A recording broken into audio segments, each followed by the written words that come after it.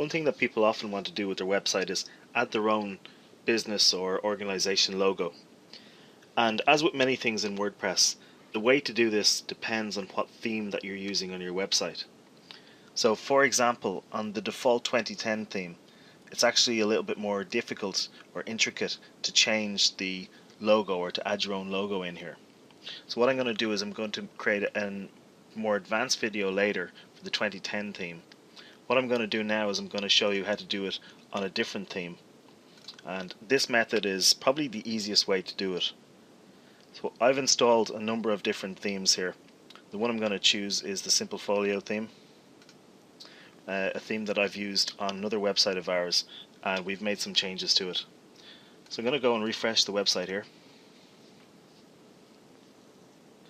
And here you can see the logo for one of my other websites, logon.ie.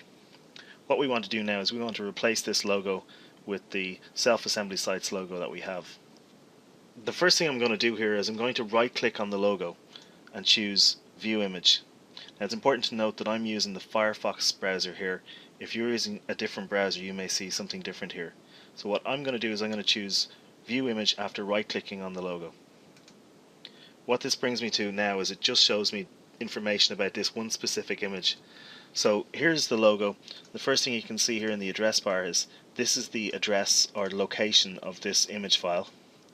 And the second thing is we can see here that this image is 300 pixels by 80 pixels. So what that tells us is the precise size of the logo here. And what we're going to do now is we're going to replace this image with our own logo. So what I'm going to do is I'm going to go and find the Self-Assembly Sites logo, and I'm going to make sure, edit it so that it's 300 pixels by 80 pixels.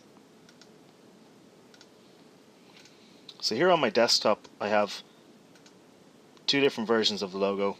This one is, the large one is 900 by 600 and the smaller one is 300 by 93, and all these measurements are in terms of pixels.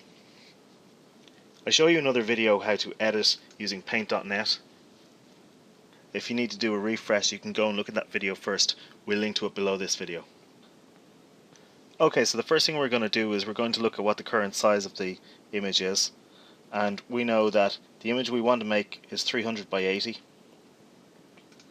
and the image that we currently have is image resize. We can see that it's 300 by 93. So what we need to do is we need to make it 13 pixels less in height. So what I'm going to do now is I'm going to make that 80. And you can see that it also reduces the width of the image. That's okay, I don't mind it doing that. Okay, so now our image is the right height, but slightly too small width-wise. So what we can do now is we can change what's called the canvas size. And I'm going to change that to 300 in width. And down here you can see what's called the anchor. And I'm going to click the middle, and what this does is it tells that you keep the center of the image where it is and expand it on all sides in whatever way it needs to expand it. Now we're only changing the width, so it's just going to make it slightly wider on each end here. So now you can see that the image has been made larger. Now the last thing that we need to do is, because this image is actually transparent, you can see the transparent from the grey and white checkboxes. What that means is that any colors or images that are behind this image will show when it's on the web page. So what we need to do is we need to delete the white blocks that have been created when we expanded. So what I'm doing is I'm just selecting all by dragging the box across and then just clicking on the delete key on my keyboard, and that just leaves those areas as transparent. So now our image is the right size. You can see it's now 300 by 80. So I'm going to click File, Save, and choose the defaults. Okay, we now have the file as the right size. Now what we need to do is we need to replace the image that is in this location with our one. The first thing I'm going to do is, I see this one is called logo.png, so I'm going to go out to my image here. This is the one that we were editing, and I'm going to rename this to logo.png. And by the way, you might notice that this currently says dimensions 300 by 93. Don't worry about that, Windows just hasn't detected that it's been updated. Okay, so now I've got this renamed logo.png. What I'm going to do now is I'm going to actually replace this image. So what I'm going to do is I'm going to open FTP, and I'm going to connect to the Self-Assembly Site's FTP server in FileZilla.